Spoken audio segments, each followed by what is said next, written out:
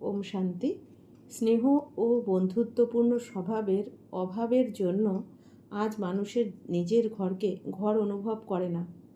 সামান্য একটু কারণে বাড়ির পুরো পরিবেশ খারাপ হয়ে যায়।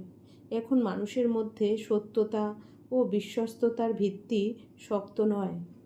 অফিস, আদালত, ব্যবসা বাণিজ্য, দোকানপাট, হোটেল, রেস্টুরেন্ট, যেখানেই হোক সর্বত্র পরস্পর সুসম্পর্ক বজায় রাখা, নিজেকে আচার ব্যবহারে খাপ খাইয়ে নেওয়া এবং মিলেমিশে চলার প্রয়োজন হয়। নিজের অবস্থা নির্দোষ ও তার ভারসাম্য ঠিক রাখার জন্য প্রতি ব্যক্তিকে তার মনোবল জমা করার প্রয়োজন। এজন্য যোগ অর্থাৎ ঈশ্বরের স্মরণ করা উচিত। যে ব্যক্তি ব্রহ্মাকুমার সে অন্যকেও শান্তির পথ দেখায়, সেবা ধর্মকে নিজের কর্তব্য মনে করে।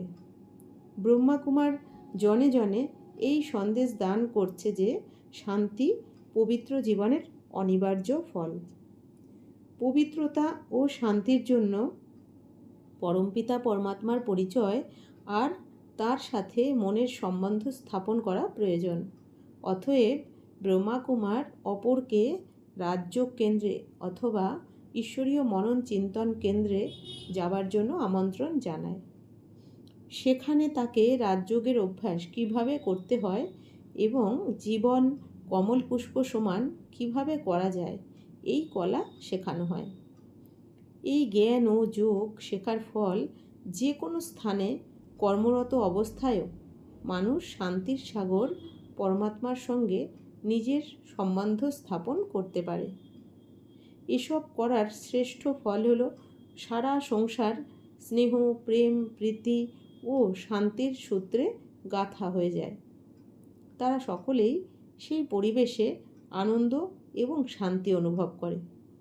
সেই পরিবার সুখী, সুব্যবস্থিত এবং সুগঠিত পরিবার হয়ে যায়। দিব্য জ্ঞান দ্বারা মানুষ বিকার ত্যাগ করে এবং গুণ ধারণ করে নেয়। এজন্য যে মনোবলের প্রয়োজন সেই মনোবল মানুষ যোগ দ্বারা প্রাপ্ত করে। এই রূপে মানুষ নিজের জীবন কমল পুষ্পের সমান পরিবর্তন করার যোগ্য হয়ে যায়। কমল পুষ্পের বিশেষত্ব হলো যে সে জলে জন্মালেও সেটি জল থেকে স্বতন্ত্র থাকে। যদিও কমলের শিকড়, ডাঁটা প্রভৃতি জলে আছে, তবুও কমল ফুল কিন্তু সকলের ওপরেই থাকে। পাঁকে থেকেও কমল ফুলের গায়ে কিন্তু পাঁক লাগে না। ঠিক সেরূপ আমাদেরও আত্মীয় পরিজন ও মিত্রদের মাঝে থেকেও তাদের প্রতি নিরাসক্ত অর্থাৎ মোহজিত হয়ে থাকা উচিত। কারণ যত বেশি আসক্তি আর মোহ তত বেশি দুঃখ। অনেকে বলে যে ঘর গৃহস্থে বাস করে এরকম হওয়া অসম্ভব।